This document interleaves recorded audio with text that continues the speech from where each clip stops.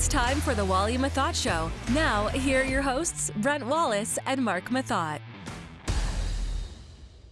Welcome to the Wally Methot Show. I'm Brent Wallace, and he's the stylish Marc Methot. Hey, Meth, did you bring out the big suits? Like, have you now got a new suit deal that we're not aware of? No, these are just old suits that I'm recycling right now from my playing days 4+ years ago. So I'm running out, Wally. I definitely don't have the same amount that you have. I'm going to have to talk to TSN, but yeah, would they fit maybe a little tight around the arms? I don't know if you've noticed, but I've started working out some more. I have. Well, I'm the one that helped you carry that 1,500-pound treadmill into your basement that you're likely not using. So that's good. Listen, I run every day in New Zealand. Wait, are you actually using it? Yeah. Oh, good for you. Good for you. Yeah. That's good. So I guess it wasn't all for nothing, because I'm pretty sure I tore something in my back. So that was like, because you have that like winding basement, right? Like a small flight of stairs, like and an another L-shape. flight of stairs. Yeah. Oh my goodness. That was a battle. So I'll just get into it. My friend comes over and they've dropped this pallet off in the garage, and I lift up the back end. I'm like, that's pretty light. So I call my buddy, can you help me move it? The front end is 18 times heavier than the back end. So I'm like, so the only guy I know that can help is you. And you're like, oh, my knee. Anyway, you come over, basically just handle it with one hand while I'm struggling at the back end. No. And you're humping it down the stairs. I was definitely not just humping it down the stairs. It was really heavy. I was struggling. It was monstrous. But when it comes to workout equipment, I'm all for that. I'm going to support you guys if ever you need help with that kind of stuff. But anything else, outdoor work, that kind of thing, no chance. Okay, because I do use it. I've used it a lot, and I also added a squat rack. Let's be honest, it's for my kid, but I use it sometimes as well. I'd have to take the weights off from what he uses, but yeah, I use it. Today's show is brought to you by sportsinteraction.com. Go to sportsinteraction.com/Wally Methot for the most live daily competitive odds. Sportsinteraction.com is Canada's online casino and sportsbook. Meth, coming up in our show today, we've got Mike Condon in the Whitewater chat. I know you played with him, a fantastic guy. One of the things that's interesting about him is right now, while we did the interview before the Olympic team was announced, Devon Levi is at the Olympics, and Mike Condon is the goalie coach at Northeastern where Devon plays. And so we're gonna have an interesting chat with him about playing with Devon and coaching him. So that's one of the cool things about today's conversation with Mike Condon. Stick around for that. That is brought to you as always by Whitewater Beer. Go to shopwhitewater.ca and use the new coupon code, which is Wham Show. Get 15% off. Get some, I guess High Tide is one of my favorites, right? And the Farmer's Daughter, all of them. And you can pick them up and get a mix and match, all that kind of stuff. They do local delivery as well in the Ottawa area. Go to shopwhitewater.ca for that. We should get to the headlines because there's lots to talk about. I don't even know where to start, but I'm going to start with the Sens. And there's a couple things recently that's happened. One is Nick Paul, as Frank Cervelli's reported, he's turned down a 3-year, $3 million deal. I don't know that that's a bad deal. I guess it's the term that's the issue. He is the longest serving senator. He's only played 209 games. However, he's just 26. At $3 million, would you pay him? Because Alex Formenton is an RFA and is going to have to get paid. Who gets more money, Alex Formenton or Nick Paul? Well, was it $3 million? I thought it was 2. I thought that was 3 years at $2 million. So did Frank report 3? In fact, was that the actual dollar amount? Wow. Okay. Well, I thought for sure he'd hop on something like that. If I was Nick Paul, that would definitely be something I'd be looking at, because I thought the initial reports were around 2 million over 3 years, but I guess I'm wrong. But here's the thing. Okay. So even if it's 2 million, here's the thing. If you're Nick Paul, you know that the Sens are going to be in a number crunch in a couple of years. You can leverage that now to hit the UFA market, right? And go, if you're not going to pay me, there's some team right now that wants to make a playoff push that's going to give him 3.5. Yeah. I think for me, you look at Nick Paul before we get into Formenton. I think if you look at Nick Paul, he's a big guy. He skates very well. He's got some experience now playing overseas. We saw him play in different tournaments. He was very good at the World Championships. He's so versatile. Like, he can play up and down the lineup. I know I've already said all this stuff. I'm not going to get into it too deep, but for me, at his age now, what is he? 26, 27? I think he's 26. That to me is like, those are his prime years. Right. So if you could lock him up even for 4 or 5 years to just sweeten the pot, I would do it, because you're going to get longevity out of him. The team knows how well he takes care of himself. He's always at the top of the list in the fitness testing. Trust me, that stuff matters because it just shows you his compete level and his willingness to get better every summer. And so his head's in the right space. I would trust him at a 4 or 5 year deal. I don't know the inner workings of the department on the business side of the Ottawa Senators per se, and I'm not usually known for contract stuff, Wally. But based off of the type of player that he is, I'd be comfortable giving him term just to sweeten the pot a little bit more. And $3 million to me, that was on the higher side, I guess. I think he could get that no problem in the open market for sure. And usually you do when you go to UFA, but if you go, like, I'd be willing to give him 4 years at $3 million, and I would be comfortable with that because he can play up and down the lineup. He can be on your second line. He can be on your third line. I mean, it makes no difference. He's just that good. So and he's not getting any power play time. Like, it's not like he's on the PP. So to use points against him right now is completely disingenuous, but that's what I was going to bring up to you. My opinion. I was going to say, people are looking at the points going, how can you pay a guy that gets 20 points a year at $3 million? But people forget the disciple, as Pierre Dorian likes to call him. It's like, he plays everywhere. And he's the guy that if you need to go to center in your second line or your winger in your fourth line, he's there. So you get rid of Nick Paul. Now you're going to go looking for another Nick Paul. That's the kind of player that you want on your team. And he's not only a really good player on the ice. Maybe at times this season, there have been moments where he was a little quiet. There's times that I would like to see him play with a little more fire and bite, especially at his size. He should be bullying players around on the ice. I don't think he's been doing that enough. So I got to be fair, right? But I'm a huge Paulie fan, so I want to make that clear. But my point is, if you don't sign him and you lose him now, maybe you get a pick or whatever you get back, or maybe a second round pick, maybe a first round pick, maybe. I don't know what the return would be, but you're just gonna have to go out and find another player just like him. So I mean, you've got the guy here. He's been in the organization forever. He's very well liked in the dressing room. For me, it's a no-brainer. But that's just my side of it. He's Zach Smith to me, and Zach Smith was an extremely valuable player. Ended up being a 20-goal scorer.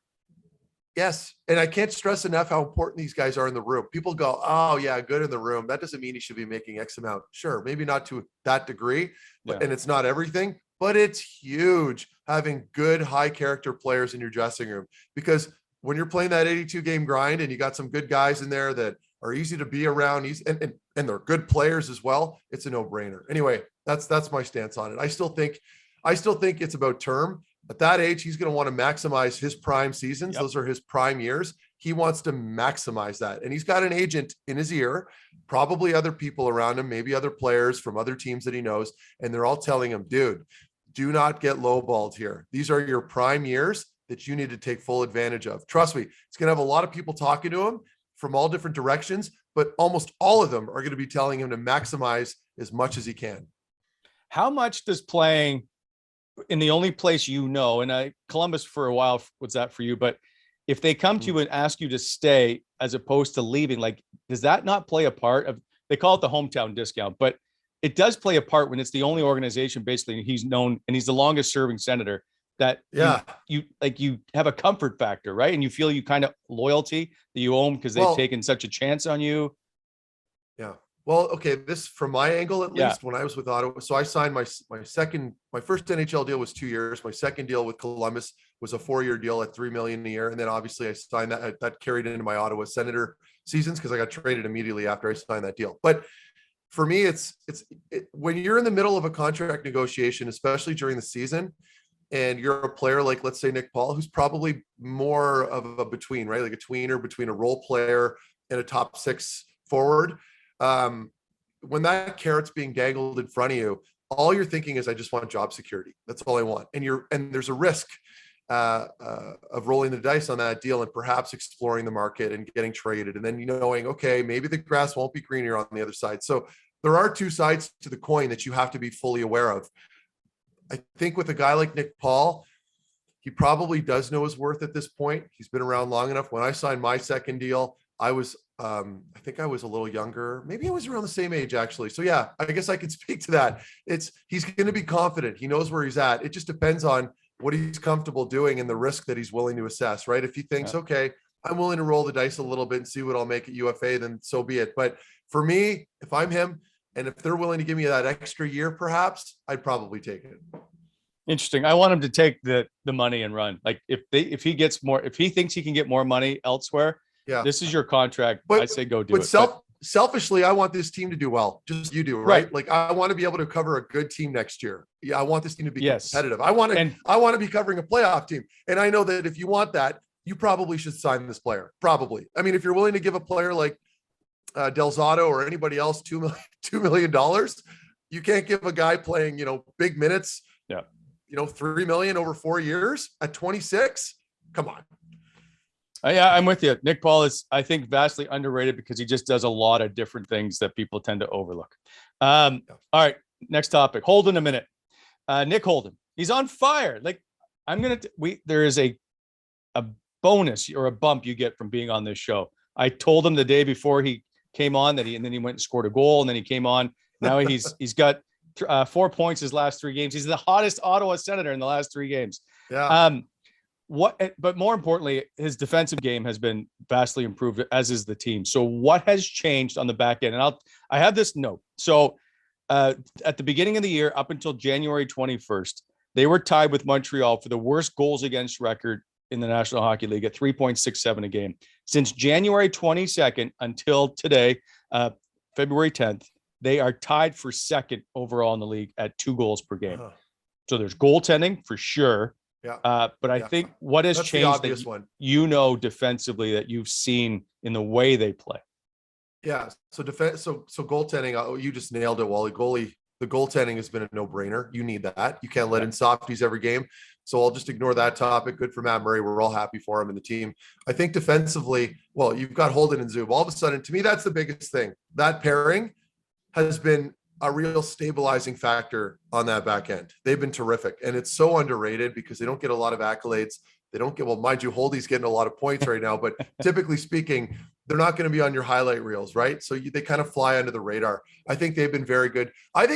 I know some people have been a little bit critical of Thomas Chabot. I think he's been very good. I've been watching him at at home games here, and he hasn't had a partner. Like, think about that for a second.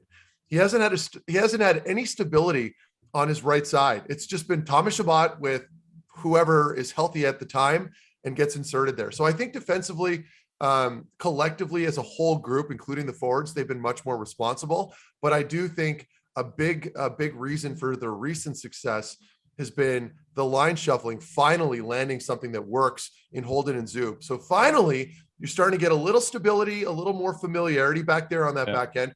I still think Zaitsev's not the right fit for Chabot. And I know he's probably a really good guy, but that pairing does not work. I feel bad for Shabby because you've got an absolute all-star right there that doesn't have a guy that he can consistently play with. So that's going to be a big thing that they need to address this summer. For now, it's survival mode. It's just too chaotic. The pairing is too chaotic. I don't think Zaitsev has the poise with the puck. He doesn't have the size to play the way he wants to play. So he's sort of in flux in that like little limbo where he's not big enough to play that defensive style role that you seem that he scrambles a lot. He's sort of out of position sometimes. I feel like he gets rid of the puck a little too quickly at times as well.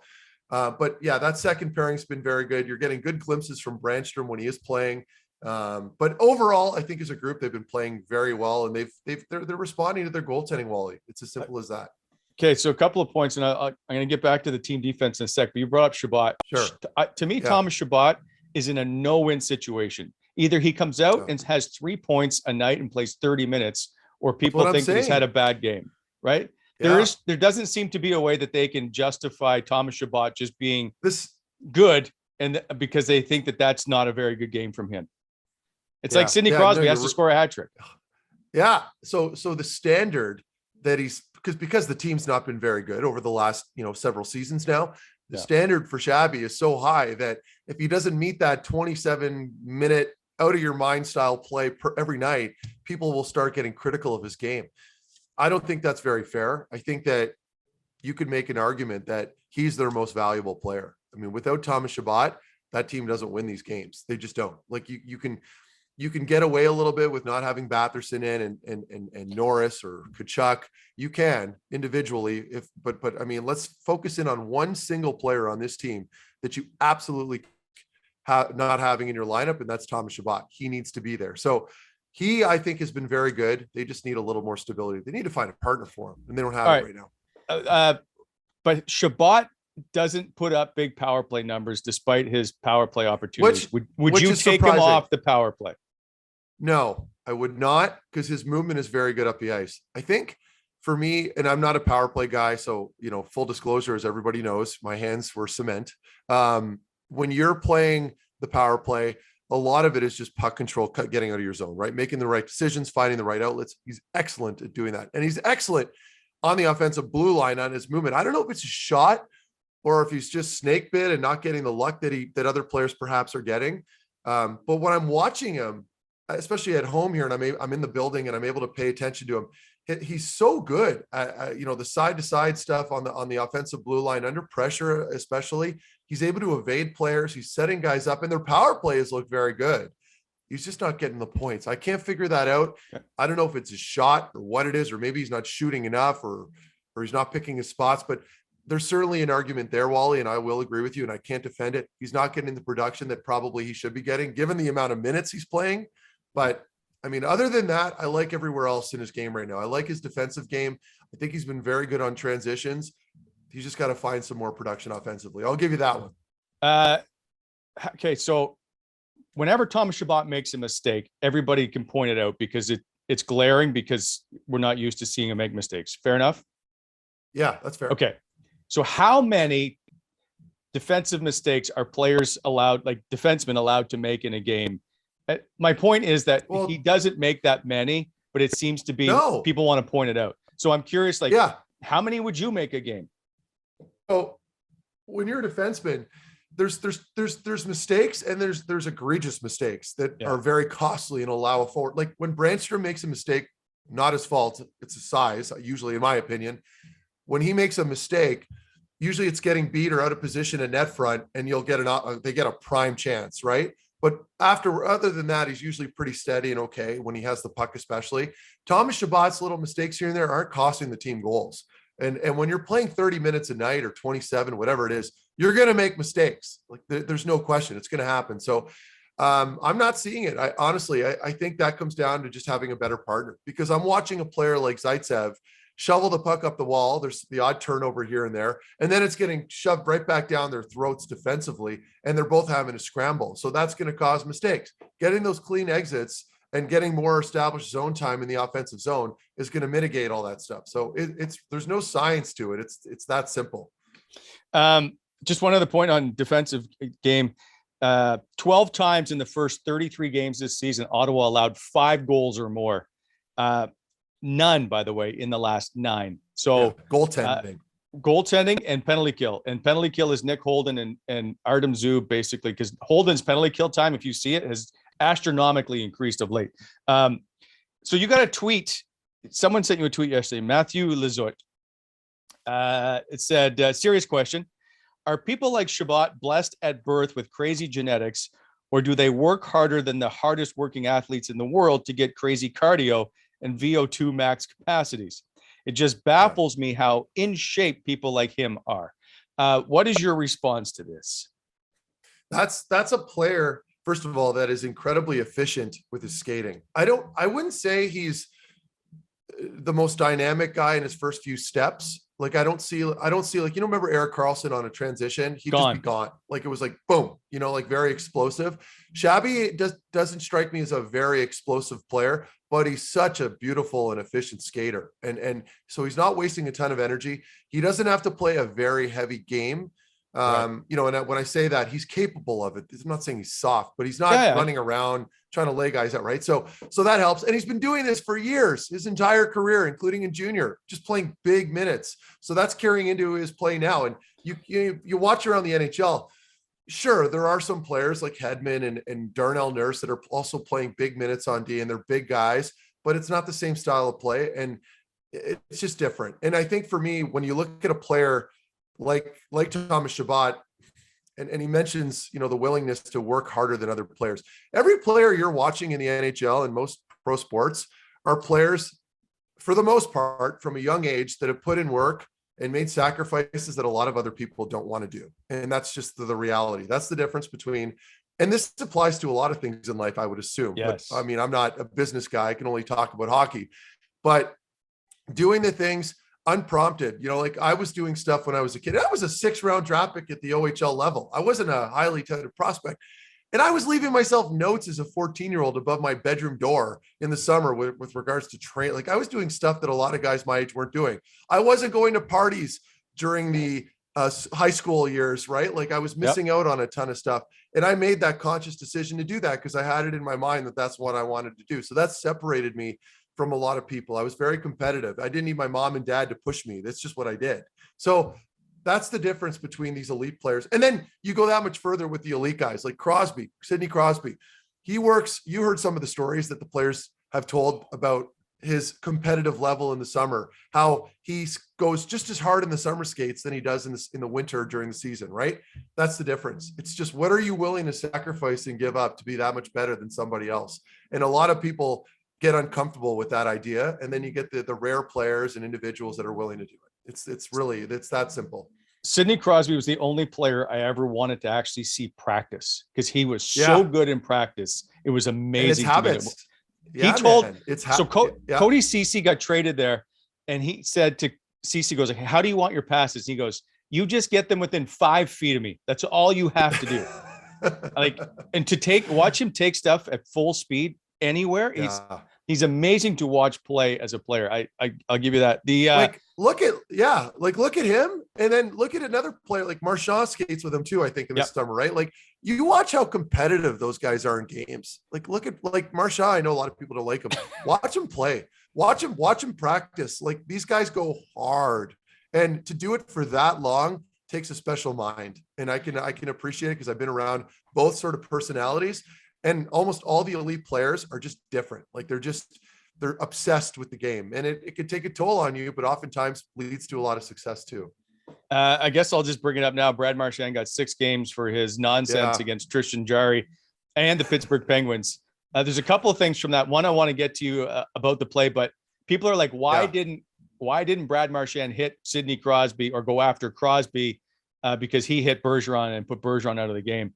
Well, one is because they skate together in the offseason, right? And you can see at the end of that, Crosby grabs, I think it's Brad from back, right? And Brad doesn't try to fight whatsoever with Crosby. One, I think it's respect for each other. I think Crosby could probably handle his own. Like that guy is as solid as they come. I just found it interesting that these two now, like what's going through Crosby's mind? You just tried to punch my goalie and you tried to spear him in the face. Like, do I have to do something? Do I just hold you? And they're teammates. They're Team Canada teammates. I know you need another guy on the ice to do something about that. I'm sorry. I like to usually err to the side of like, whatever. I downplay. Okay, you didn't want anything about Aaron Dell. So what do you want to see now with Tristan Jarry? I didn't want anything. No, I did. Well, no, I did want something. I just understood why it was such a difficult thing to respond to because it happened to be a goalie. Right. But if a guy takes a punch at your goalies are restricted in all their equipment, right?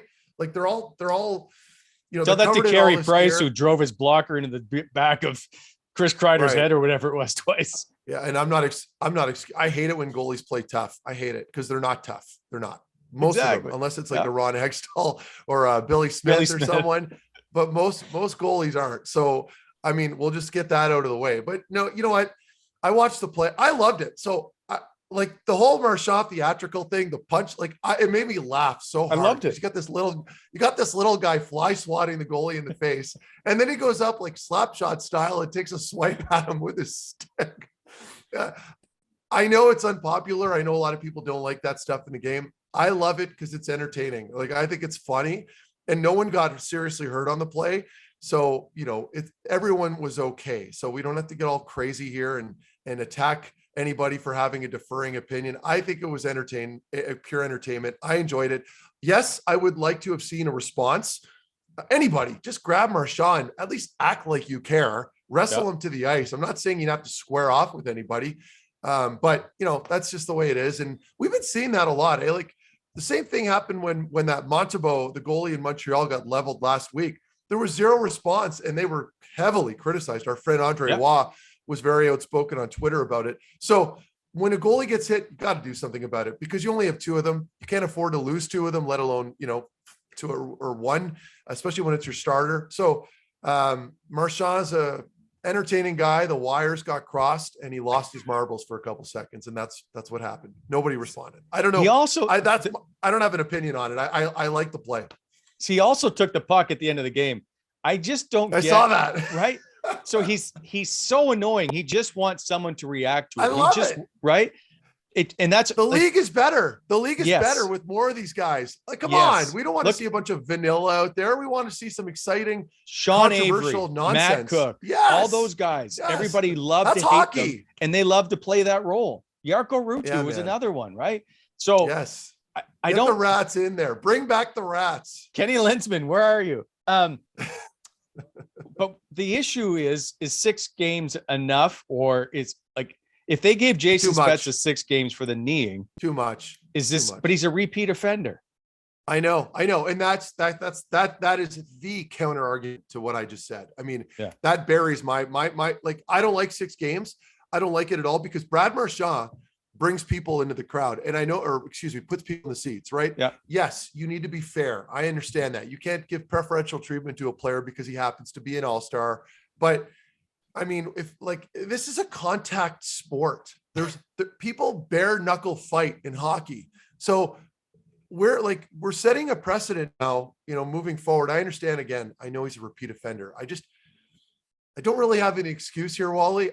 I wanted to watch him play. I like watching him play. I hated playing against him, but I enjoy watching him play as a spectator.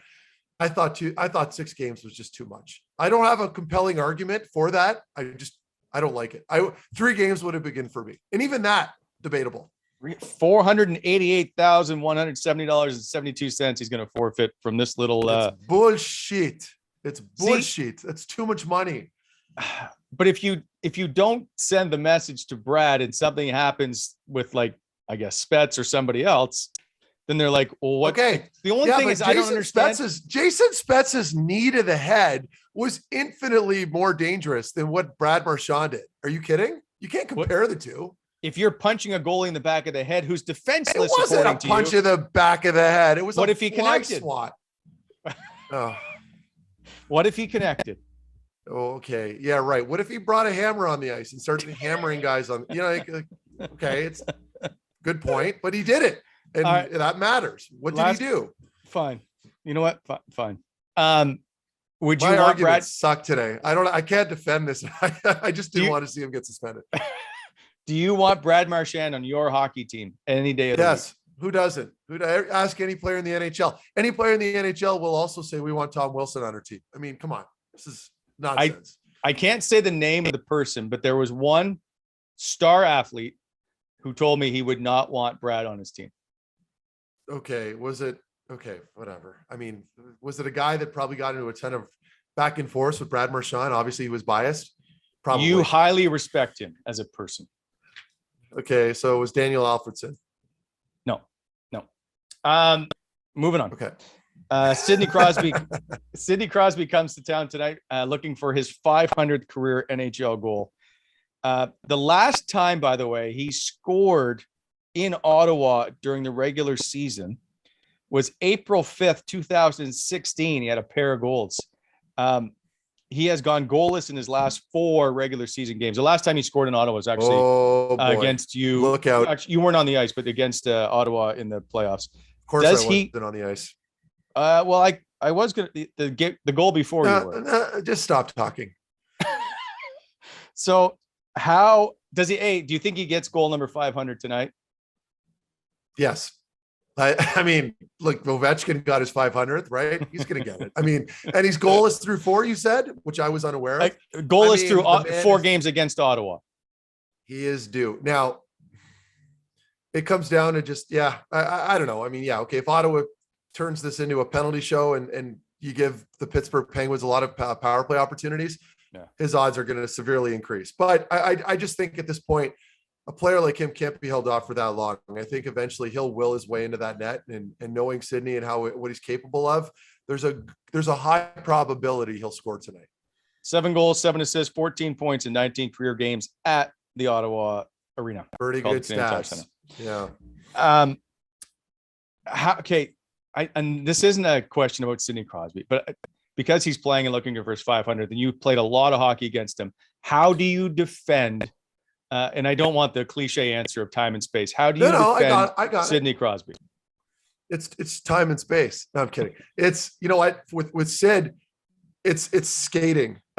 He's such a strong skater. So you need to be positionally sound and keep up with him. So when he's in the corner and he's doing his little cutbacks and he's looking for guys, when he comes out of those cutbacks and those reverse plays he does, his head's up the whole time. So as he's turning, he's finding players. Remember that back and forth years back with Jason Spezza, the highlight reel that led to a goal.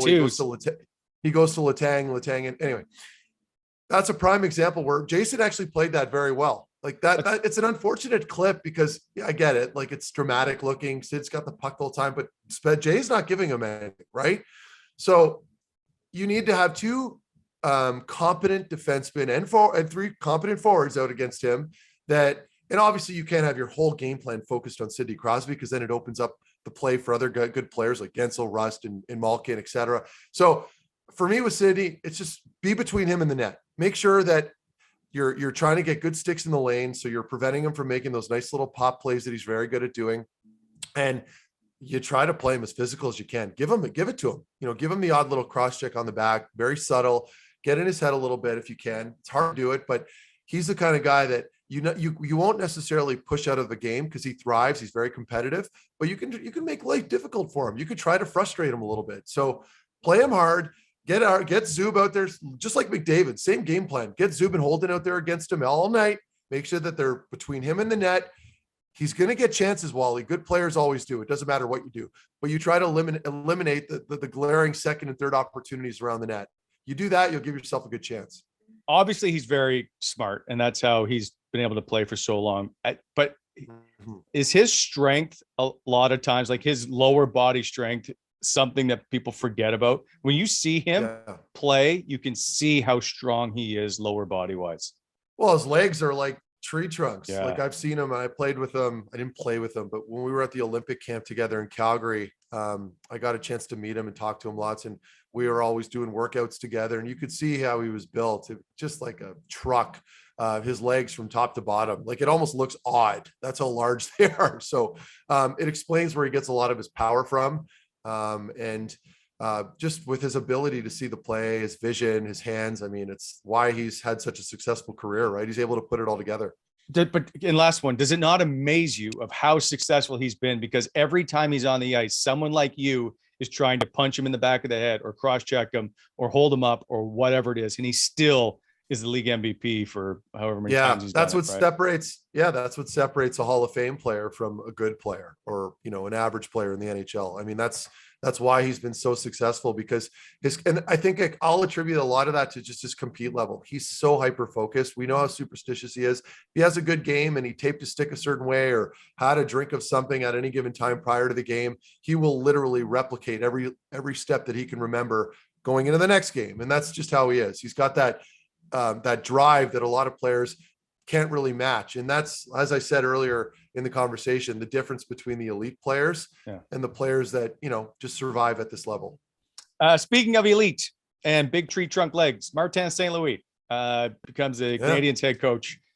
Two things on this. One, I'm a little obviously disappointed it's not Luke Richardson. One, because we know him, but two, everybody that I've ever spoken to thinks he's a really good head coach and deserves a chance. He's not going to get it in Montreal. And I think because he doesn't speak French, that's just a reality.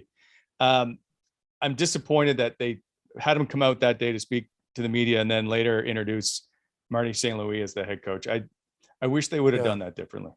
I'm conflicted because I can understand having management positions and a head coach having to speak French. You got to remember, and I know the argument is always, well, yeah, but shouldn't you just go for the best available candidate? I get that. But imagine being a French Canadian living in Quebec in a rural town that probably don't speak a lot of English, and you can't communicate or understand the communication from the management, and you're a diehard Habs fan. Totally get it. I get this. So that's why I'd like to think that you should go after the number one guy, and maybe that number one guy doesn't speak French, but I mean, if I'm a fan and I don't speak a lick of English, I want a French guy that I can relate to, that I can listen to in interviews. So I understand that. And St. Louis, it was surprising for sure when you had other candidates that have coached at that level, right? Like Patrick Waugh, Guy Boucher, a lot of different coaches that you could, and I can go down a long list.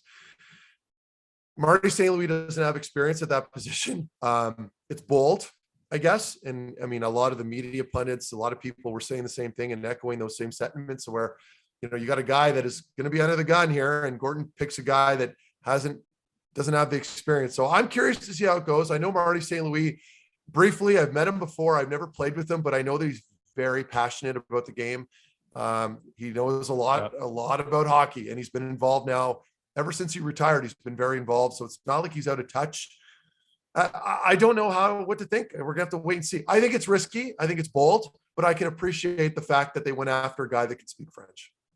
And Luke will probably, and he's going to help him every chance he can. So I think that he's going to be well surrounded by that entire staff. And it's only an interim basis, right? They've only got him till the end of the year, so you get to have a test drive basically to see. So maybe that's what it is. Like, and then that's it. And we've all, and you know what people are doing all the time, and maybe just because everybody's trying to latch onto the same thing, and that is, let's do bold and let's do different and let's try to change things. Well, you get it. So now if it doesn't work, people are like, why did you do that? You hired this guy that didn't have any experience. They have nothing to lose. The beauty of this is that, and I think that's kind of parroting off of what you just said, Wally. They have nothing to lose, right? Like they're playing fantastically horrible. Like it almost looks like they're throwing games, right? Like it's been that bad, really. It has been. If anybody's been paying attention to the Habs, they are god awful. So, I mean, you could make an argument that you should bring in a guy that has experience, gets used to the group right now, and then can make some competent decisions in the summer. But maybe St. Louis works out very well here. I mean, you get a look from a passionate guy that knows the game, that has played the game, that will win over the players' respect immediately. But in fairness to Ducharme, he's got a great track record. Like if you look at his track record over his coaching career, I mean, he's no slouch either. So I find this all interesting. I can understand him getting canned at this point because the team just very clearly was tuning him out. I mean, it showed on the ice. So we'll have to wait and see. I'm curious to see how it plays out with Marty, because I don't think you can go wrong. I think that you're going to get a guy now that the players will have a deep amount of respect for. So it can only work out, I think, in the short term, but I worry about the long term and the lack of experience that he brings. That's the only criticism that I can bring. I agree. You know what? We're talking about an historically bad Montreal Canadiens team, arguably the worst that's ever been on. The one thing that saved them right now, I think, is COVID, because could you imagine if that building was full on a nightly basis?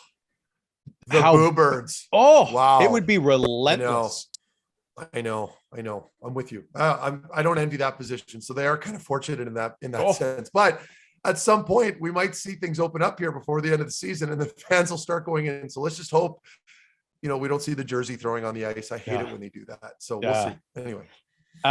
Great stuff today, as always. And speaking of great stuff, coming up soon, we got the Mike Condon interview. Fantastic. Dives into lots of different things. So stick around for that. The Wally and Methot Show headlines brought to you by BEI, Bonisher Excavating Inc. BEI specializes in excavation, grading, drainage projects, also equipment rentals, aggregate and topsoil sales. Visit BonisherExcavating.com. BEI, helping to shape the Ottawa Valley.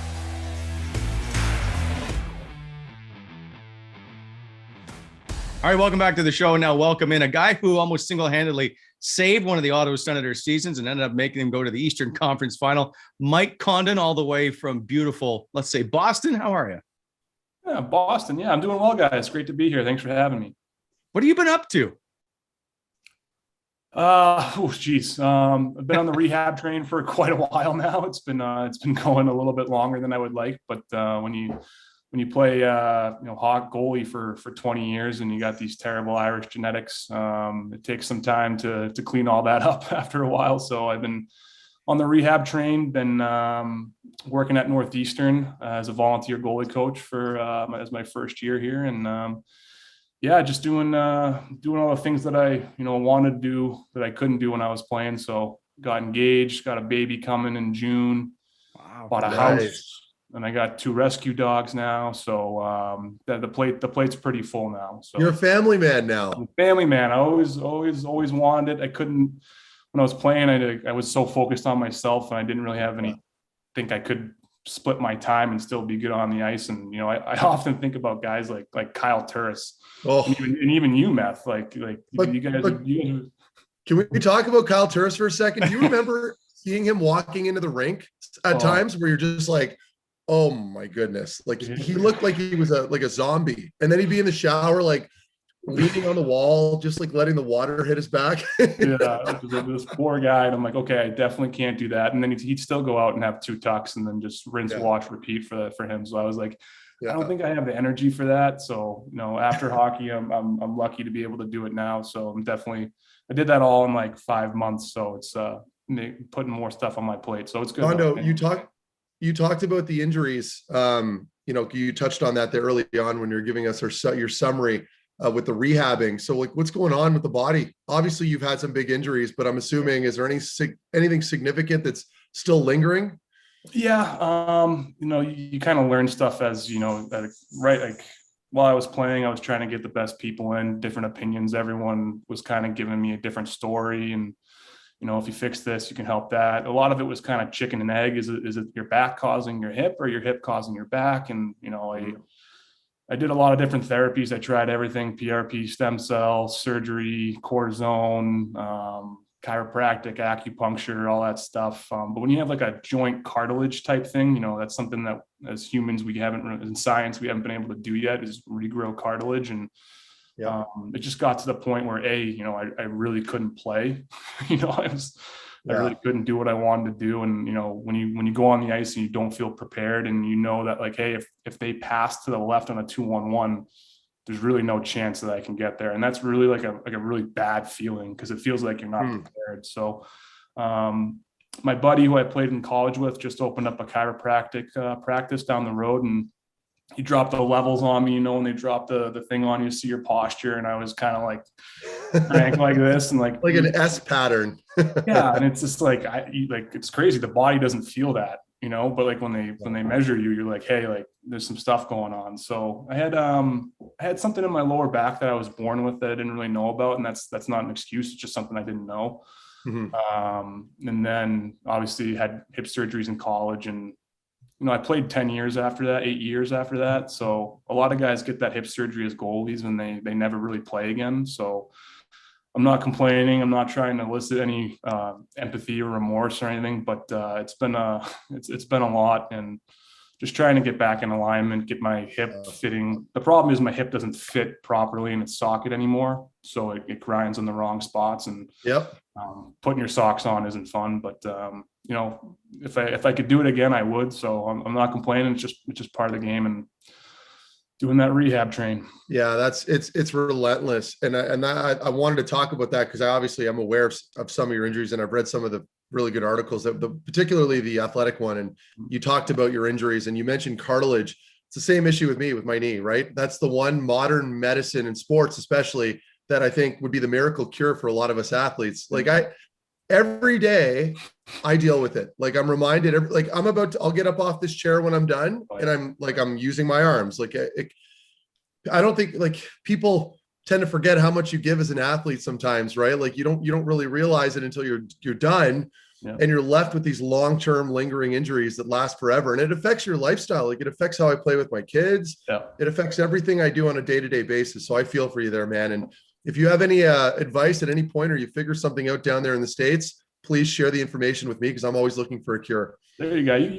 Canada's always ahead of the United States in terms of treatment. So I'm sure, and you guys got that free stuff up there too. So that's debatable. Yeah. I think don't start them, Condon. Don't start them. Exposed during the pandemic, but that's another conversation. We'll stay away from politics, but you know, you're right there. It's like, you're right there. It's like, emotionally it's tough because it zaps so much of your energy, because like you just want to focus on what you have to do, and it's just constantly talking to you, reminding you. And it's good though, because when you wake up in the morning, you can tell what the weather already is before you that is so true. It's like, oh, it's snowing today, and they're like, what?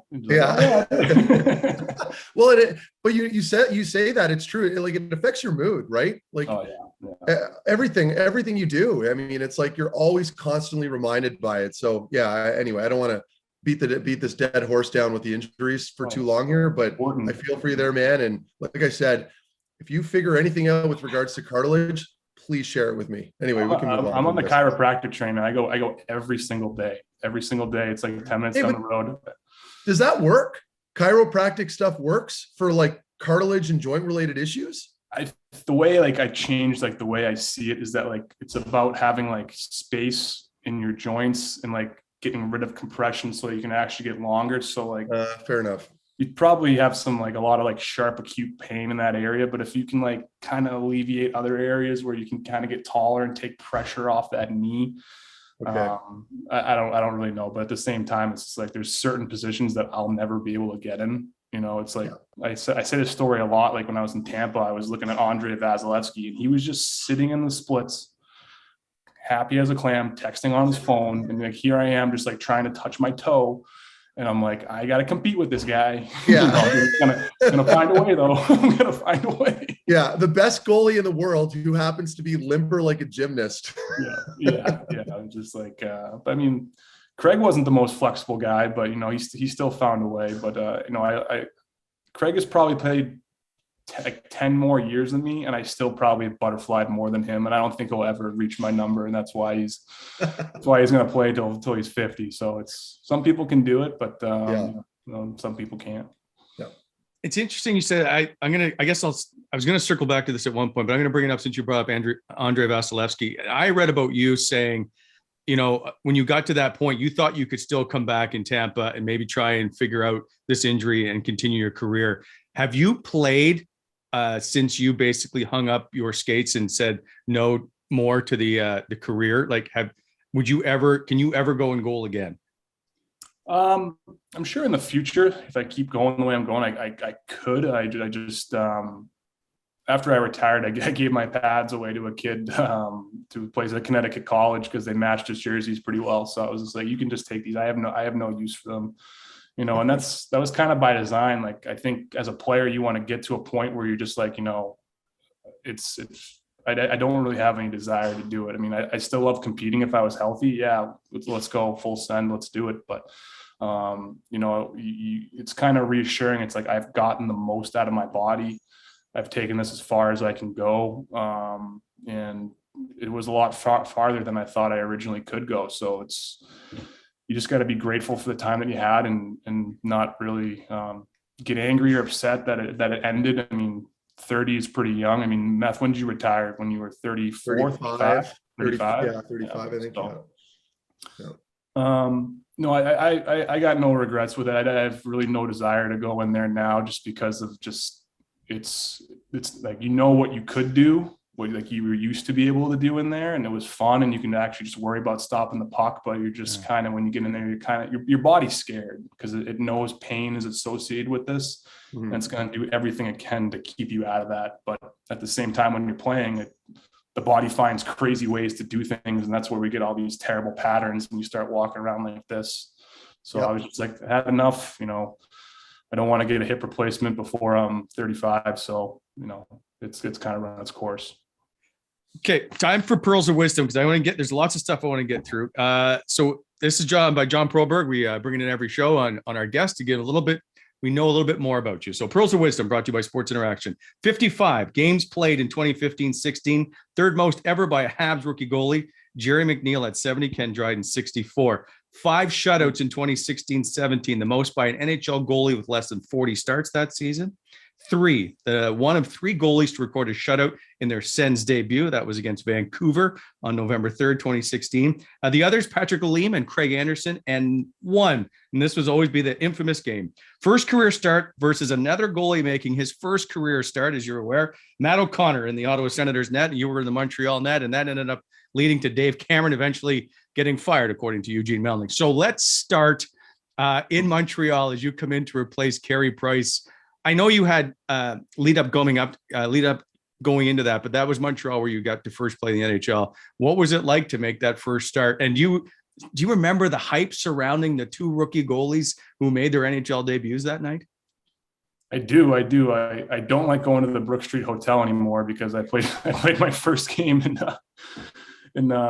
with Montreal at the Brook Street, and my first game in Ottawa at the Brook Street. So, you know, there's a lot of stress in that building, but I remember it was a lot. They told me, I remember they told me like a week in advance, like that was the game that I was going to get, which isn't necessarily a good thing because that means you got to think about it for a week. But yeah, I remember that game. I was very familiar with Matt O'Connor because he played at BU, and I had buddies on that team, and he had a really good college career. And yeah, I remember a lot of it. I remember the first shot I got, like I just like my legs were like wobbling and I went down a little too early, and thankfully Stoney didn't lift it, but he just buried it right in my pad. And I was like, that was the one I needed. So I got that one. And after that is, you have all this anxiety and emotion and excitement, like every possible human emotion before a game. But as soon as that first shot happens, I'm sure Meth could attest to this too, like that first hit, first shot on goal, it all kind of just fades away. So after that, it was just like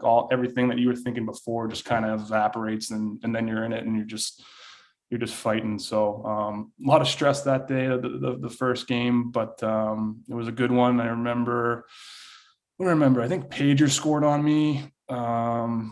And yeah, it came down to the wire there. I think it was 3-1 with an empty net. Yeah. Good memory. Yeah, I think it was 3-1 with an empty net. So yeah, it was that's always a fun game. Always a fun game on the corridor there. It was at the 401. I haven't been up there in a while. It's the 401, right? So, 417. 417. Yeah. Sorry, I've been on a lot of roads. But yeah, it was a fun game, and happy. It's always good to get the first one because you just get it out of the way and then you can just get to work. So yeah, that was a good win. But what was that ride like in Montreal? When you think of it, and you played 55 games in 2015-16, like, and I will set this up. You're a Boston guy. Was it hard for your family to get behind you, being that you're with the rival Montreal Canadiens? Oh, no, it wasn't a problem at all. It was, when I first signed there, like 3 years before, my brother was like, you just signed with the Yankees. And I'm just like, yeah, I guess we'll see, but at the same time, they're the only team that offers you a contract, right? Like you're just grateful that they give you the opportunity. But yeah, I was on a 2-way contract. So you're either making $65,000 or $575,000. So, there's, people always say that money isn't a factor or anything like that, but you're human and it, and they can send you up and down at any time. Mm-hmm. I was lucky to make the team out of camp. It was a kind of a competition between Dustin Tokarski and myself, and I was lucky enough to get the job. So that was a big hurdle. 2-way contract, first year in the NHL. Carey Price goes down like 12 games into the season. So after that, it was just kind of try to take care of that one game at a time, that one shot at a time. And then eventually, if you do that long enough, the season will be over, and you'll be in a spot where hopefully you're in the playoffs. But didn't work out that year in terms of that. But it was a lot. It was a learning experience. Carrying a load in that city where every game is kind of life or death, and it's just a roller coaster of emotions, especially in that city. You got to play the outdoor game that I guess Montreal played in Boston, if you will, at Gillette Stadium. If I'm not mistaken, your dad was part of the police escort that took you to the field, right? Because he's a Massachusetts State Police. I think he was a Massachusetts State trooper. You gotta get that right, Wally. Come on now. Yeah, I should. And Meth's dad's a police officer, or a former police officer, right, also. Yeah. Yep. That's right. I remember that. I remember them talking a lot on the bus. Oh yeah, father's trip. What was that? I guess that day like for you to have that game? Oh, it was awesome, especially the skate beforehand. A lot of state troopers were there. They came on the ice, and it was always kind of been like it's where I got a lot of my work ethic and my character was from guys like that, meeting them and the things that they do, and it really puts things in perspective. I mean, someone asked me one time, it's like, what's it like, dealing with the pressure of being an NHL goalie? And I was like, well, my dad's has worked as an undercover drug dealer, violent fugitive apprehension, all this stuff where you can get shot at anytime you pull someone over, even if you're working the road. And my brother, drives 800-foot ships in and out of ports, and there's a lot of fatalities in that too. So I'm like, my dad and my brother do a lot more pressure-filled, dangerous things than myself. So this is kind of, you can get hurt playing hockey, but it's a lot less dangerous. But yeah, it was a fun day. And the one thing I was just worried about is if he knew where he was going, because to get into the stadium, you got to take some like crazy route. So before like we're leading the buses in, I'm just like, hey, you know where you're going, right? He's just like looks at me. He's like, yeah, I know where I'm going. Okay, all right, just making sure. So we showed up on time. There were no issues. I grew up probably 10 minutes from there, so it was a lot of friends. It was just pretty cool wearing a Montreal jersey and having that place go pretty quiet. That's pretty neat. Okay, but then you end up on waivers and be selected by Pittsburgh. How did that go down? Yeah, well, they signed Al Montoya in the summer, so kind of my spidey senses went up there a little bit, and I'm like, this doesn't really, add up. Maybe they're making a change. Who knows? Can't really control anything about that. I thought I did a pretty good job in that time, but it's not really, up to you. They put me on waivers. Pittsburgh was the last waiver claim because they won the Stanley Cup the year before, and Matt Murray broke his thumb in the World Cup of Hockey. So if Matt Murray didn't break his thumb, then I would have been in St. John's, Newfoundland, playing for it was the St. John's Ice Caps. Oh, so Winnipeg. It was Montreal was there for like 2 years before they went to the ball. Right. And so I was like, if that didn't happen, I mean, I'm sure it happens. I mean, Meth can attest to this too. So many things have to go right. So many little things that like can really set you up and give you an opportunity. So many little things have to go right. And that was kind of one of them. Matt Murray broke his thumb, and they needed a guy to come in and kind of fill his role till he got healthy. And didn't really play much, only played one period, 20 minutes, no goals, 8 saves. So you can put me in the rafters in Pittsburgh whenever they want. But it was cool being around. I mean, I was always kind of so starstruck, like growing up watching these guys and actually being in a room with Sidney Crosby, Malkin. You finally get to meet them. It's pretty cool. So it was cool to see how they do things. And it was kind of rough on the banner night though, because they were lifting the banner the first game, and they're like, I was wearing number 1, and they're like, you're going out first. I'm like, I'm not going. I'm not like, and I was the only guy on the roster that wasn't on the roster before.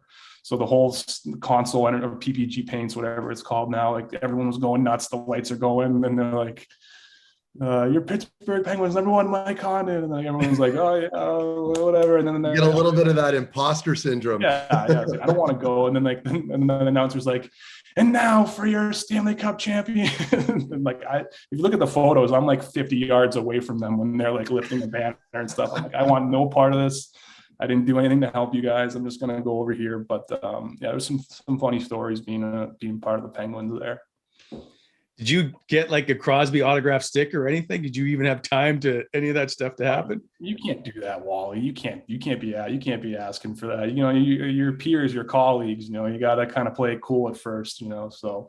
Okay. I'm going to bring up Craig Anderson asked for Austin Matthews' stick the night he scored 4 goals against him. I think you can do anything after that. That's kind of weird, Craig. I wouldn't have done that. I would have been a little ticked off. I wouldn't have gone and met him, but I guess it's part of hockey history. I know sometimes you got to tip your cap, but I didn't really operate like that. I was kind of, keep your mouth shut, speak when spoken to type guy. Cause when you have that mentality, like you're undrafted and you're on 2-way contracts, you just don't want to rock the boat. You want to be a professional. And, absolutely, if I asked, he would have done it, but just wanted to act like a colleague and not a fan. Then you end up being traded to Ottawa. Did you have any inclination that was on its way? I mean, Matt Murray would obviously have been coming back, but did you see Ottawa as a target? No idea. We were in Anaheim on the West Coast. I was at pregame skate. It was like 10:30 a.m. And then Mr. Rutherford, it's Bill Rutherford, right? Bill? Jim. Is that his first name? Jim. Oh, I knew it. Jim Rutherford came up to me and he's like, good news, bad news is you're playing tomorrow night, but you're not playing for us. And I'm like, okay. And he's like, kept on like giving me these clues like I was supposed to figure it out. He's like, you're playing. He's like, you're playing Vancouver. And I'm like, okay. And I'm like, in Vancouver? He's like, no, in Ottawa. And I'm like, okay, so I'm going to Ottawa. He's like, yeah. And I'm like, well, it's 11 o'clock now. The game's tomorrow night at 7. I had to like go back to the hotel, which is like 2 hours, get to a 1 o'clock flight and from LAX to Toronto. That's 6 hours. I got into Toronto at like 11:45 p.m. And with the time change, then a little connector from Toronto to Ottawa, which was late. And I ended up getting in the hotel at like 4 a.m. And then Pierre Group picked me up at 7. And then we played Vancouver that night. And it was one of those games where you just like, everything's kind of against you in terms of energy, feeling good. And you just kind of got to crack your knuckles and be like, all right, got to go out there, and kind of blacked out and got a 1-0 win. So that was a long 36 hours, you could say. I can't imagine playing on 3 hours of sleep, and especially in your NH or in your debut with a new team. Like, did you get a pregame nap? Yeah, I did pregame skate too. So, I mean, I kind of probably shouldn't have done that, but it's like, you can't get traded to a new team and be like, yeah, I'm not skating. Yeah, I'm not going, guys. Sorry. Sorry guys. No, I'm not going. That's a bad rap. So, I think I slept pretty heavy that afternoon, but, I can't really remember. It was all just a blur. You're not really recording much. You're just trying to go from A to B to C. So it worked out pretty well. Yeah, it was a long 36 hours. Meth, does Condon have any kind of weird pregame stuff as a typical goalie, or is he just laid back? No. You know what? We're alike in many ways. I'd love to shit all over him right now or throw him under the bus, but no, he was just very well prepared. Took good care of himself. Very serious prior to game time. A lot like me. Like, some guys will go play 2-touch with the soccer balls. Some guys are having a coffee, doing the coffee warm up, maybe some static stretching. Condon and I were doing full activations. We're in a full sweat before pregame warm ups, and that's how we approached it. So we were sitting down with a guy like Dion or another player that I probably have a little more dirt, but I can relate to Condon. So it's hard to crap on him for that. Yeah, you got to keep moving. If you're just sitting there, like, I would just start thinking, and I was just like, I can't be thinking. I got to keep moving. And that was kind of tough too, because you kind of become a slave to your routine, and all of a sudden, like, you have a good game and you did one thing different. Now you got to add that in, and before you know it, you're at the rink 3 hours before a game and just burning so much energy. That was one thing I was like, how do I like burn less energy before games? Because like, you got pregame skate, and then you're running around, and then you got kids, and it's, you got to take care of that. Then you got to get your meal in at the right time. If you don't get your meal in at the right time, you're not going to sleep well. And if you don't sleep well, and it's all of a sudden it spirals. And it was just, it was like, game days were just so long. It felt like they were so long, because meetings and all this stuff, and the actual playing of the game is the shortest part of the day, which is like, this isn't efficient. This doesn't seem right, but you got all these kind of coping mechanisms and things that make you feel comfortable, but they certainly tired before the game. Yeah, you never shut it off. Like, for me at least, you've got the guys that are super relaxed, they're happy-go-lucky, nothing really kind of phases them, and then you get the serious guys or the ultra focused guys, and it's like, I could never shut it off. Like, I would go weeks on end with like a twitching eye or something, like, maybe the game was tomorrow, but today, all I'm thinking about is the game tomorrow. I want to make sure that I have a good meal tonight. I want to make sure that I'm having a good sleep. Maybe there's a hiccup tomorrow during the pregame meal that delays my pregame meal, so that all these little things that create these. And I know, Wally, you're kind of A-type too, so you can relate to this, but like Condon, like, it's like any little hiccup and like it really mess with your head. And I hated that I was that way, but it's just the way I was wired. See, yeah, I spent a lot of money trying to talk to therapists, trying to change that. And they're like, well, you can't really change it. You're just better off accepting it. I'm like, I can't accept that. So it's just like, I'm on the same page. It was just like one little thing. Like, I got to be back in my apartment at 1 and eating at 1:15, sleeping by 2. And then if that nap doesn't go well, then all of a sudden, like, you get angry because you can't fall asleep. Yeah. That's not helping you fall asleep anyway. So it's just like, and you're tired and you're on a plane and you're in a different time zone, your body doesn't even know where it is. And it's a lot that people don't really see. And I think that's with everything, but playing hockey is definitely like an iceberg for sure. You only see, 10% of it. Because I was just saying, like, nobody cares like what I really went through either, but I was the same as you, like, had to have my pregame stories done by a certain time, and then back home. And then if I got a nap in, then back to the rink at 4:15, like all that stuff. Even when we ate dinner was down to a time. So, and if it didn't, it would throw you off a little. And it's interesting of how much a few minutes can just mess with your mind a lot until you can try and sort and go, okay, the world's not coming to an end. Let's just keep going here. Yeah. And it's easy to say that though, right? I know, but once you're in it, yeah. Like Condon talked about that a little bit in that Athletic article, I think too, where it's like, you're in the moment and, that's all you're thinking about. You're always so hyper-focused on that one goal, and nobody gives a shit. Nobody cares that you had a bad morning or that you didn't nap. Like for a fan, they didn't even care if, like, you could have an injury report that was out that, Condon's got a bit of a bad back. Once the game starts, nobody's paying attention to that anymore. They're just, what are you doing for me right now on the ice? That's all they care about. So that gets challenging for players, right? And even for you, Wally, doing live TV all the time. It's like, you just got to show up and do the job. Nobody cares about the prep. But see, and I don't know that Mike Condon only has a 3-hour nap by the time he got to play his first game. If he got shelled 5-0, we'd be like, what is this guy? He'd be like, there's those times that we don't know anything. And then there's the other times where we may know that you're playing with a bum knee, but we can't say anything because the team or you don't want us to say anything. So we have to continue to kind of harp on you a little bit less right. So I understand that all that stuff, and we don't know. And I'm going to say for goalies and like quarterbacks or pitchers, it's worse because you're the one signaled out. You get the W's and the L's next to your game, is that we come after you harder. And it's like, why didn't you stop that puck? Well, maybe because the fact that Erik Karlsson is at the other end of talking to the goalie. Like maybe that's why. Yeah. And that segues me into a good question for Condon. Condon, why did you want to be a goaltender? Why? I look back on it now. I'm like, I just want to grab him. Like, don't do it. But no, it worked out great. I shouldn't say that, but my brother was 5 years older than me, and if I wanted to hang out with the cool kids, I had to go in the net. So that was like the only. No one wanted to do it, and he had those like not even tennis balls, like those Milek plastic ones. Oh yeah, the hockey ball. When they hit skin, it makes a distinctive noise, and it leaves a mark. So if I wanted to hang out with my brother and the cool kids in the neighborhood, I had to go in the net. And then all of a sudden you start getting a taste for it, and you see like all the cool masks and colors and the customization, and that kind of took me with it. And then all of a sudden it turned into this, and I was like, what, sometimes you catch yourself like, what did I get myself into? So, but there's nothing, I mean, it gives you a lot of mental tools. Like things don't really upset me in the real world anymore, because in my job beforehand, like I couldn't show any emotion. You could never speak your mind. You had to have all these thoughts, and you want to snap at a reporter, or you want to like carve a guy on Twitter.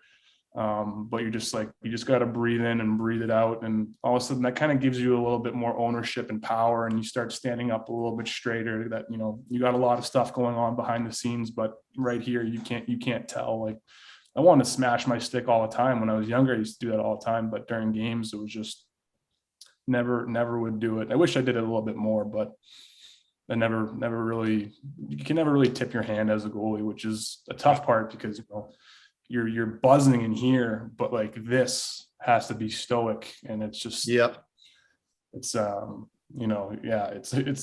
lot of mental tools and calmness, but you also have to have an outlet for that too, because when you go home, you don't want to be you don't want to let it out there on people who don't deserve it, which is another difficult part of playing, and definitely helps you mature a little bit. What was your outlet? My outlet, I would walk a lot. It's nice when you got a nice jacket. You got a nice jacket, some good boots, and it's like a snowy night in Ottawa, and it's wicked cold, and you go for like a nice 40-minute walk around the neighborhood, and you come back, and your body kind of forgets like what it was thinking about, because you're so cold, and you're trying to survive, and you're focused on your one thing. But I would go for, I'd walk a lot. I was playing video games a lot, but that's not good either, because you're sitting there and, just like and video games are very mentally like taxing. Like, your heart rate gets up, and that's not what you want to do. You want to go and relax. But I think I went to the Canadian War Museum in Ottawa like 5 times.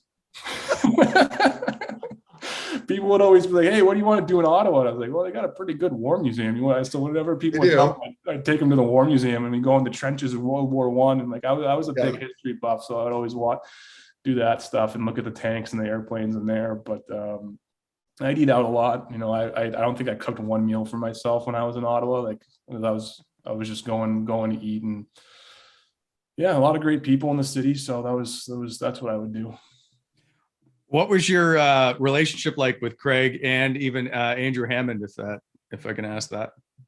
Do you guys always get along? Yeah, I like to look back at pretty much all of my goalie relationships, minus like growing up when you were in like travel teams or AAA. There was some weird ones in AAA, but all my goalie relationships were very good, very professional. And I kind of took pride in that too, because if you got a bad goalie relationship, I think it's like one of the worst feelings that you can have, knowing that, the guy over there doesn't want you to do well, like, not to get like all woo woo and mystical or anything, but I'm not really trying to, I don't wish anything bad about anyone, even if I'm competing with them. I feel like that's kind of like bad karma, bad energy. It's just like, hey man, like if it's meant to be, it's meant to be. May the best man win. I wish you all the best out there. And if you win, credit to you. If you took the job, you took the job. It's because, I wasn't good enough or I didn't work hard enough. And I would just kind of put the responsibility for performance and the responsibility for the relationship on myself, like going out and being outgoing, communicating, and really trying to wish the best for the guy. And it's hard too, because, if that guy does well, then, you're not going in. So there's kind of like sometimes a conflict of interest, but you just got to know that if you're putting out good vibes, if you're putting out good energy to someone else, that's going to come back to you in another way. Mm-hmm. You played 27 straight games when you got to Ottawa. Andrew Hammond got hurt. They traded for you with a 5th round pick to Pittsburgh. They brought you in. I don't think you foresaw 27 straight games. Craig Anderson had left to obviously be with Nicole, who was battling through cancer. What is that stretch like for a goaltender in the National Hockey League to play 27 straight games? It's tiring. But at the same time too, you just get in like this groove, like if it's just like, hey, like you're going until you don't go anymore, you don't play well. It's kind of like, all right, it's kind of like you just kind of get into this even bigger routine, and the games weren't as stressful because you played 2 days before, you played 2 days before that, and your body kind of acclimates. But at the same time, the margin for error is so small that like the one thing is your focus. And even it's an NHL hockey game, like it's human nature to kind of get complacent a little bit, kind of relax a little bit, especially when you're on like game 15 or 16. Like you give a guy an inch on the power play, or you look the wrong way around a screen, it's in the net. That's just how fast it is. You try to be cute and not respect a guy in the post. Guys can score from anywhere, and the puck's moving so fast. So just knowing that and just trying to have focus, I would just play 5-minute games. I would like start the period. I'd be like, okay, it's at 20 right now. I got to have the best focus till it's 15 minutes. After 15 minutes, there'll be a TV timeout. I'll get a water. And then I'm going to challenge myself from 15 minutes to 10 minutes to have even more focus. And you just kind of like block it off into little, I guess that's what compartmentalizing is. I always struggle with that word, but compartmentalizing, you can play a 5-minute game. And once you start doing that, you start rolling, like, get through the first, you got to have a good start, get through the first. Once you get through the first, you'll handle it. And you just keep like pushing these things down the road and just handling what's in front of you at the moment. So those 5-minute games, and that's kind of a lot what I tell these guys too, like when you start thinking or, you're not having the best period or the best game, and you got some stuff going on off the ice, it's like, just play 5 minutes. Can you have like laser-like focus for 5 minutes? I think we could do that. I think we can do that. So that makes it a little bit easier. I know you're a Princeton grad, but we don't like to use big words on the show. So if you can not use compartmentalize again. Yeah. Compartmentalize. Who helped your career more, Marc Methot or Erik Karlsson? One played defense and one didn't. I mean, it's like yin and yang, right? You got the bad within the good and the good within the bad, right? You need a Carl and you need a Meth. You need to, like, whenever Meth was on the ice, your heart rate kind of went down like 10 beats because you know he wasn't going to make a mistake. He was going to block the shot. He was going to stick up for you, and he was going to do that every night, no matter what. And that's so important, especially in a defensive core. And then you have another guy where it's just like, okay, if Carl has the puck on his stick, like, there's a little bit more risk, but that risk, he's going to go down the ice, or he's going to sauce 1-2 zones to Mike Hoffman. And he could go down and win you the game. So it was just, I can't answer that. Both guys. I know. I hate it when Wally does that. Every time we get a guest on that I played with, there's always like some weird question about, not weird, but uncomfortable question, and kind of put you on the spot. You got to get some content, some thumbnail that you can put on Instagram. It's going to be like, oh, is there drama in this conversation? So I get it, Wally. You're still a media guy. I can't shake it. So here's another one then. Has anybody ever apologized to you as a teammate for making a bad play that you didn't want to hear from at that time? There was never really a point where I didn't want to hear from somebody, like it takes a lot of courage for someone to be like, hey, that's on me. Like I always love that. Like, and I try to do that as much as I can, but as a goalie, it's not really, you don't want to be doing that too much because, you don't want the team to think that you're worried about it type deal. But when anyone ever came up to me like, hey, that's on me, that's my fault. It's just like, all right, yeah, we know we're working together here. Like you're going to make a mistake and hopefully I'll be there, but I'm going to make a mistake and I know you're going to be there, because that's what hockey is a game of mistakes. So there was never anyone, unless some guy is like on the penalty kill with a minute left, taking 3 empty net shots and icing it every single time. I don't think that only happened once in college where you're like, hey, what are you doing? That's like, if there's blatant ignorance, that's like the only time. And if, you can tell when someone's sincere as well. So right. I always appreciated that. And, and I always tried to embody that too, pulling the thumb instead of pointing the finger is something my dad always said. So get extreme ownership. And I think that just helps everybody. And there was never really a time where I was like, get away from me type thing, but yeah.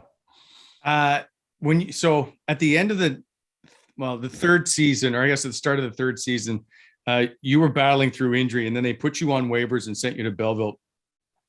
Can you take me through that time, which is, I'm going to assume, a whole lot worse than the time they put you on waivers in Montreal? This one, did it sting? Well, yeah, it was way easier than the first time, because the first time I could walk decently well, but the body was a lot better. But kind of going in that season, I had a lot of restriction. I didn't really know what was going on. And I played one game in Boston, and it was just like your body kind of knows when something's not right. And it's just really frustrating when like you're always on the table. You're always asking questions like, hey, what can I do? What's causing this? Cause like, I want to take ownership of it. I want to take care of it in the gym. I want to find people who can help fix it. And I never really got concrete answers, which makes it a lot more anxiety prone, because you don't know what's causing the problem. It's like, oh, you tore your ACL. Here's the protocol. Here's the best surgeon. Here's the rehab. Here's your timetable. That kind of takes like a lot of it out of your head. But when you have sort of like a cartilage systemic alignment issue, it's kind of like you're kind of helpless with it. And that's not a great feeling, because you don't really have ownership over your health.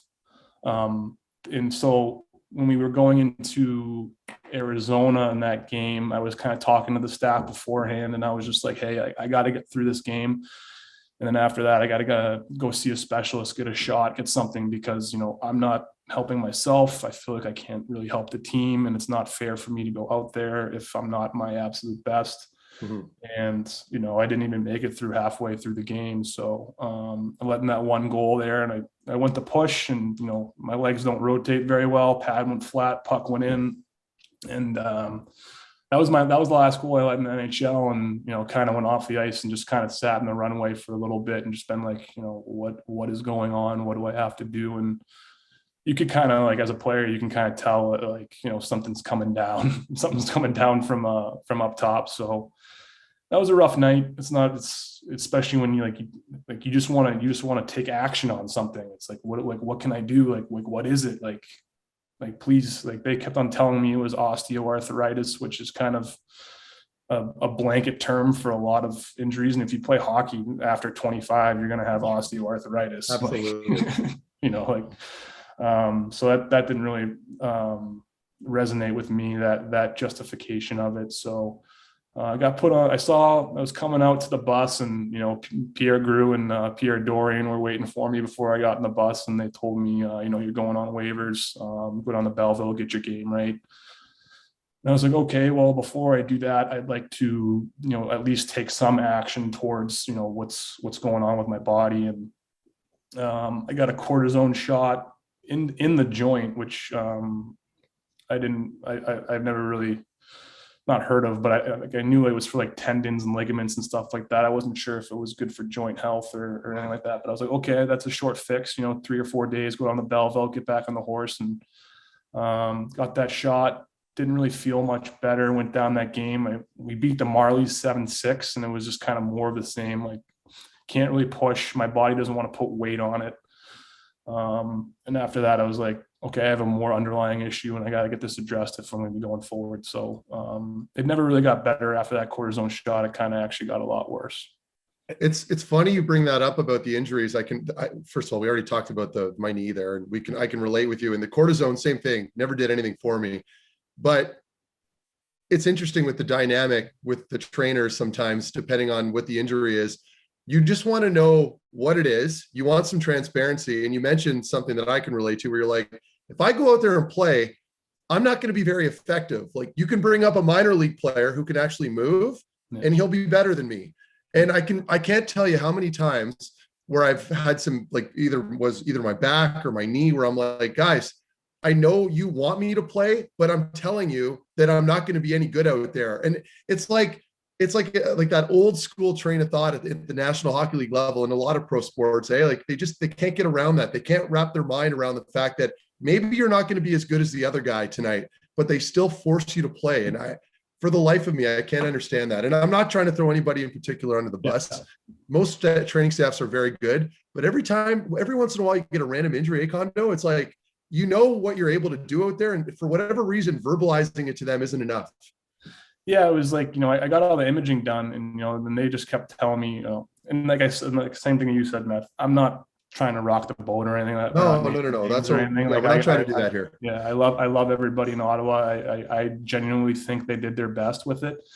But, sometimes they'll tell you like, oh, it's our osteoarthritis, but in the back room, they're like, like something else is going on here. Like they want to put this guy out to pasture here pretty soon, but, but because it is, it's a meat and potatoes type thing too. It's just like, this is everyone's livelihood, from the GM down to the guy who's running the sticks. Everyone has to put their best foot forward and put the people and do their job to the best of their ability. So and to your point too, Meth, I think after seeing like what Carey Price went through this year, and a couple other guys that I saw during my career, like I think it takes more courage not to play than it does to play. 100%, man. 100%. Yeah. I truly think that, because like whether it's a mental issue or something bothering you, it's just like, we just been indoctrinated to go out there and gut through it, which is something I admire about hockey players. Yep. Because they're willing to do that, but it's like, it kind of makes me sad sometimes too. Cause like you're watching the game, and we were talking about this earlier. It's like, who knows what's going on in this guy's personal life? Yeah. Who knows what's going on in his brain, and then doesn't have a great night and gets carved up. But, that's professional sports. You're out there, you're an entertainer, and you get paid a lot. And, that comes with, baggage too. Yeah. You tried, as I brought up at the beginning, to go to Tampa, and then eventually Charlotte and Orlando, where you were trying to come back. And I think Charlotte was your last game. How tough was it for you to walk away? As I look at it now, I was just like really in denial, and it was just like about like my future in hockey and things like that. It was just my recipe before that was like, hey, like just work through it, it'll get better. Like you're like one crack away from feeling good again. That's what kind of solved my issues before. And I really forgot what like feeling good felt like. So when I went down there, it was like I couldn't really do anything in Orlando. And then like an opportunity came up in Charlotte, and I was like, yeah, I'll go. And it was deep down in my heart of hearts, I was like, how the hell are you going to play? Like you couldn't get your sock on. Like, what are you doing? And I remember I was going it was the second period. I was going on a delayed penalty to the bench, and the defenseman turned around and passed it back to like the trailer or whatever, and the breakout, and it just went straight into the net. And I was like, all right, if that's not a sign, I don't know what is. And I kind of went to the trainer. I go, hey, I'm really sorry. I really appreciate you guys bringing me in here, but I am a detriment to the team out there. And I can't go anymore. I'm going to finish the game, but you guys, they were playing a game like in 2 days. I'm like, you guys should get on the phones and get somebody in here, because I can't do this. So that was the last one. That was in Lehigh Valley, but it was at that point, it was kind of beyond evident that I had a more serious issue going on. Did it take a while for you to come to grips with that afterwards before you this year joined the Northeastern coaching staff as a goaltending coach?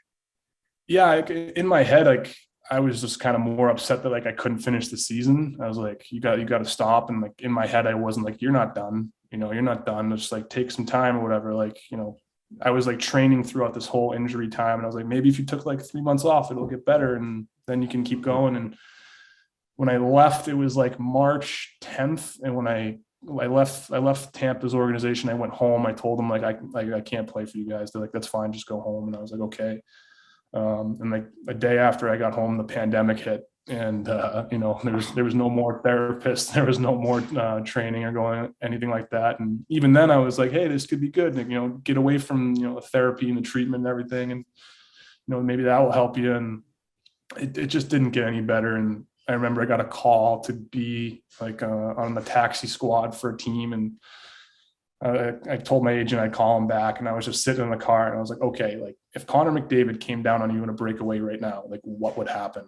And I was just like, I'd probably just fall straight on my face and not be able to get up. So I think that kind of answers your question, if you can be a taxi squad goalie. So I called him back. I'm like, this isn't in the cards, man. Like, tell him I appreciate it, but you gotta kind of be realistic with it. So. Well, to your point there, many healthy players feel that way. So don't worry. Don't feel bad. Two last questions. One is, as you now have Devon Levi as your goaltender in Northeastern, who is a Hobey Baker finalist. He's arguably the best goalie in the NCAA, who played at Carleton Place for a year. And Ottawa fans are obviously watching Jake Sanderson or North Dakota as a Hobey Baker finalist as well. Do you think Devon has a chance to be the Hobey Baker winner this year, or at least give us an update on how he's played? Yeah, he's been he's a sophomore, but he didn't play last year because of his injury. So this is technically his rookie season. He's played every minute for Northeastern so far this year. And he's I'm trying to phrase this so that if he watches this, he doesn't get a big head. But I would basically say that he is one of the players that I've seen that has one of the biggest impacts on the outcome of the game every night. Like, he's just an impactful player. He's so reassuring back there. When guys go down on breakaways, I'm like, he's got this, it kind of just like emanates out from the crease out to the whole team. He's been amazing. I think he has 8 shutouts. I think he's got like a .955 save percentage. So we try not to talk about, what we're actually doing. There's time for big picture stuff right now. It's like, all I really want to do as a goalie coach is take things out of his head, like, don't put anything else in there. Like, we, Methot will attest to this, like, we always put more things on ourselves. And if there's a coach or somebody in the organization who can take things off your plate, whether it's through a drill or through practice or through a perspective, that kind of just gives you more headspace and lets you just be the player and just compete. So he's doing really great. I don't want to say anything about what could be or what potentially could happen. We're trying to play those 5-minute games every game and not look at the stats or anything like that, the numbers, and just worry about competing and getting wins. And that 15 wins so far, I think we're 15-5-3, something like that. So yeah. I mean, the most important number there is 15. So I just keep telling him that the numbers will come. Just keep worrying about competing and giving your team a best chance. And it's been great. He's really fun to work with. He's a computer science major, so he's a very intellectual kid. He wants to leave no stone unturned in what he's doing. And not to say like, oh, he reminds me a lot of myself, but he does a lot. And it's just basically about telling him what's enough and what's not enough. Like, hey, like, get off the ice. You've done enough. You're playing all the games. You want to feel good when the puck drops. You don't want to be tired or sore because you bagged yourself an hour after practice on Thursday. So kind of those lessons and a lot of the physical stuff too, I've been trying to talk to him about. So it's been really great. I'm very fortunate to be working with him and TJ and Evan there as well. Oh, you look like a goaltending genius already in your first year. Last question we have for you, Mike, and that's always the most important one. If you were to sit down to watch a movie tonight, what would be your favorite cheat snack? Oh, cheat snack. I was already coming out with my favorite movie that I wanted to watch. Favorite cheat snack. Oh boy. I'm not much of a snacker. You gravitate towards something like as a cheat meal, like pizza, or like I melt cheese curds in a bowl just about every night. So it's weird. I think I have the same look. That is why your knee hurts, Meth. That is why your knee hurts. That is just pure inflammation. You're probably right. But I sauna every day for 20 minutes and I'm always on the Peloton. So that mitigates it. Anyway, no, you're breaking. You must eat something. You must have something you eat. Something I eat. I don't know. I've been going to Whole Foods and they got like they have like a Fritos and a Pringles knockoff that's like healthy for you. Okay. Yeah, I know what you mean. It comes in the same Pringles can, and they taste exactly like Pringles. Are they the veggie chips that are like in the Pringles can? I haven't looked at the label. All I know is that like they got no preservatives, they got no garbage in them. I'm just that's like, what it is. We buy those that they are Pringles, and then they got another one that tastes like these corn chips that look and taste exactly like Fritos. So I'm just like, this is great. This is genius. Why did I think of that? Yeah, they're like using quinoa or whatever it is. Yeah, it's good. I think I know what you're talking about. That's what I'm doing. Condon, what's your snack? It's usually chips. Well, yeah. Chips? Wally's a chip guy. Yeah, hickory sticks might be the best. What is a cheese curd? That's a big Canadian thing. Is it just like a Have you not had poutine? Whoa. Condo. I lived in Texas for 2 years, just about as far south as you can get from Canada, and they had cheese curds. Okay, so don't act like it's a Canadian thing. It's a different country, Texas, but I don't know what I don't want anything that's been curded or curdled. I feel like curd is too close to curdled. I don't know. I don't think there's a correlation. I think they're just like bits and ends of like cheese, like from the factory that they have and they have a different texture. They're like a little squeakier. And you put never had poutine? Oil in there? I mix it up with some oil and then I'm constipated for 4 days. You just eat the cheese. Do you put like chips in it or do you just I eat it. No, I don't go carbs, just fats, just cheese and oil. And I one time it. Oh.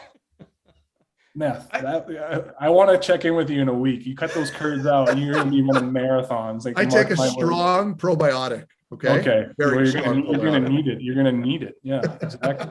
I hear you. All right. Enough about my. Well, so you went down this. Condo. Have you never had a poutine? I had poutine once when I was 13 when we went up to Montreal to play a game, and I'm not a gravy guy. Cheese curds. I'm not a gravy guy. I'm not like the only type of cheese I like is like melted mozzarella on a pizza. If mozzarella in a solid state, I won't eat. God, you are so boring. Mozzarella in like a semi. What's happened to you? He's changed. This is just me, boys. This is just me. I'm not cheese. Condo's a meat and potatoes kind of guy. I don't like mayo. I do not mess around with mayo. Aioli sometimes will sneak in there, even though it's just a fancy mayo. But still healthy. It's not even that I'm healthy. I'm just like I don't like the texture of it. I don't like. What is mayo? Isn't it like eggs, vinegar, and milk curdled together, left out in the sun for 3 days, and then put on a sandwich? Isn't that what mayo is? That's the one at Whole Foods. Yes. Okay. It's just I don't the shelf life of eggs. I don't know. I don't know. Boys. All right, fair enough. Listen, we don't judge here. Well, actually, we do a lot, but you can eat what you want. So, Condo, it's been nice to see you, my friend. We missed you here because you were very good to deal with. So, thank you for all the time that you happened to give to me, even though you probably didn't want to answer most of the questions. Oh no, this has been great, guys. You texted me and I was just like, I haven't talked to Meth. I haven't talked to many guys. I haven't seen Craig. I haven't seen Wally. So, you guys were always very kind to me there. And that's something that you remember too, is like, not how people played, but how they treated you. Agreed. Like that's, as you get older, that's the thing that kind of resonates. And that's kind of the only thing I really care about is how you make people feel. So you got all three of you guys here on the screen have been nothing but kind to me when I was there. So that stuff lives in my brain for perpetuity. So thanks, Condo. Much respect to you all. And if you guys ever need any hot takes in the future, I'm around. You guys got my number. I'll get. Maybe you could be our like resident liaison goalie expert when we have questions. I'll just come on here and start carving goalies. I'm a big goalie apologist, man. I see a goal going, I'm like, oh, not his fault. There's snow in his eyes. I'm a goalie apologist. I'm not going to carve anybody. But yeah, if you guys need anything, let me know. All right. Thanks, Perfect. Condon. Appreciate it. Take care, Condo. All right. See you guys later.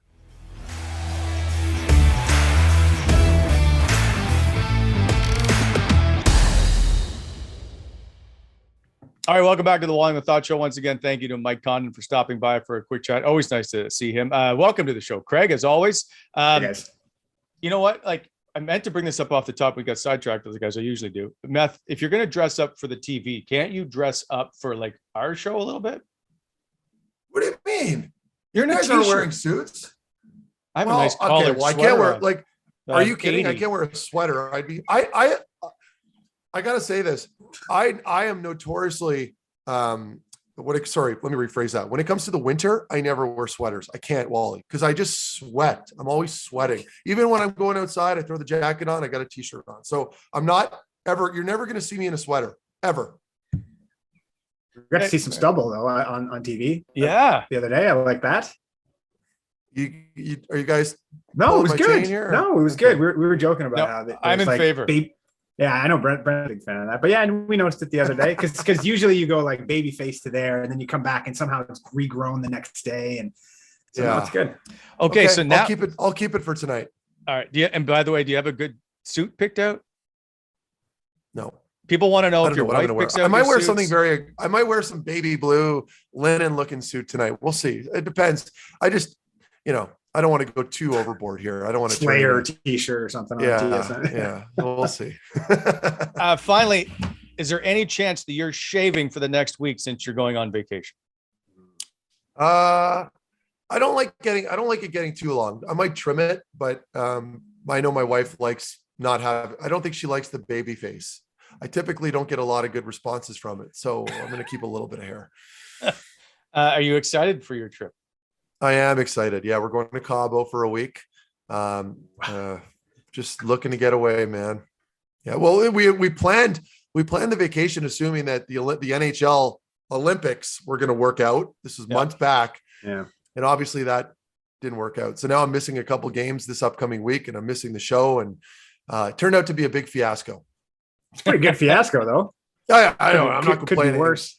Yeah. I'm not looking forward to sitting on a plane with the mask on for 5 hours, breathing that. But other than that, I'll have to suck it up and get through it. You got any plans for when you're in Cabo? Anything on the docket you're looking forward to, or is it just like poolside for the most part? No, we're going with another couple. One of my agents, actually, Rob Hooper. He represents a couple guys that we know. So we've been very close since I was like 17. Like he's always been my guy. And so we're going to go together, and I don't know, we might do some fishing. I've never done any deep sea fishing. So maybe I'll do that. Yeah. Yeah. Just a reminder, the Monday that you're there is Valentine's Day. I know you don't put this in your calendar, so I'm trying to help you out here. What an absolute joke of a holiday. Do you know how expensive this is going to be for you? It's just a joke. I think it's such a silly day. Anyway, I mean, we don't do it. I told I'm like, you're not getting anything for Valentine's Day. Like, You what never- is like, that? What is that? I don't You need to know? spend an extra $80 on you to get you cards and chocolates on Valentine's Day when I can And buy it the next Does day. anybody give a shit about cards? Like, do you guys care? Like I'm No. different maybe, but I get a card, I'm like, thanks. Well, now, yeah, Like, I used to don't need make this. them. I used to make them all the time. And so like Aren't you special? 2 hours of trying to move the heart around. Yeah. You're such a nerd. You know that? Did you make them on the computer, or did you like craft them? No, Computer? no, Okay. no. Yeah. Not On the like a computer. crafting man. And then you got to Like I figure out get it. if you print sorry. on one side to flip it over to the other side. So it comes out the same way and not the other way. Cause I would always forget. Yeah. And so then it would be upside down. It'd be a nightmare. It'd have 25. Well, I get the kids. Like it's cute, eh? Like when your kids can make you a card or something. Oh, like, yeah. that's Yeah. fun. I get it. Sure. But like Yeah. adults exchanging Valentine stuff, it's just No. it's a farce. That ends in Yeah. high school. I agree. I can't. Do you guys? Craig, did you, Craig, can Yeah. you give me a hell yeah? Do you agree with us?